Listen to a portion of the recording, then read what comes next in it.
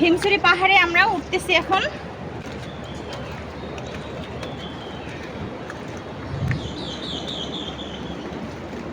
পাহাড়ে উঠতেছি, ওই যে কতটা উপরে, আর ওই যে সাগর। ও একেবারে খাড়া সিঁড়ি, আমি অনেক হাঁপিয়ে গেছি, আর উপরে উঠতে পারতেছি না। এই যে দেখেন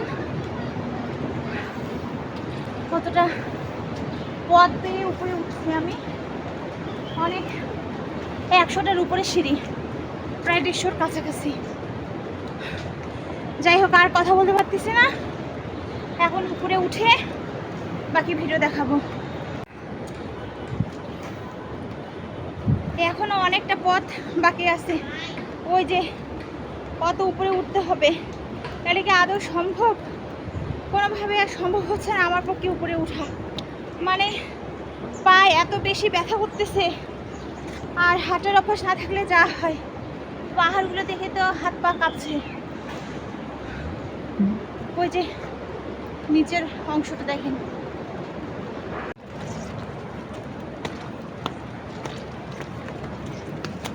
একদম খাড়া সিঁড়ি ছিল। আরো আছে, আরো কত উপরে।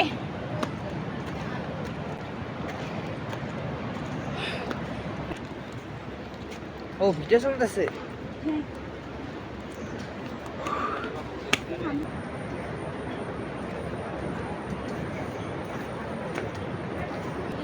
শেষ, আমরা একদম সর্বোচ্চ উঁচুতে চলে আসছি। আসেন,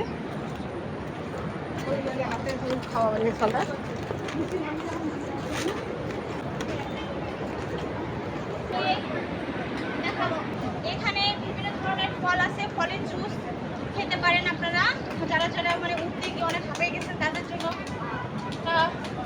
পেঁপে আছে, আম আছে, পেয়ারা আছে, লেবু শরবত আছে, জাম্বুরের শরবত খেতে পারেন।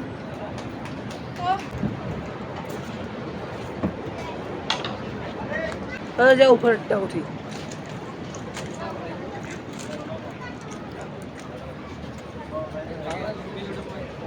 তুই এগুলো দেখাই।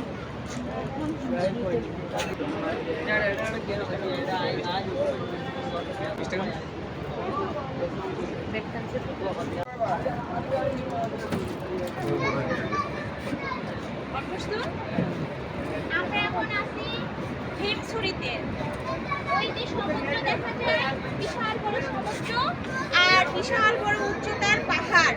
আসো আসো আসো, সমুদ্র দেখা, বিশাল বড় সমুদ্র, ওই যে মেন রাস্তা। প্রচুর ভয় লাগতেছে পাহাড়ে উঠে। এই তো আমরা এখন হিমছড়িতে, পিছনে সমুদ্র, সামনে পাহাড়, আমরা উঁচু এক জায়গায় দাঁড়িয়ে আছি। আমাদের হিমছড়ি ঘোরা শেষ, এখন আমরা এই হিমছড়িতে একটা ঝর্ণা আছে, ওই ঝর্ণার দিকে যাব, দেখা যাক ওই ঝর্ণাতে কি আছে।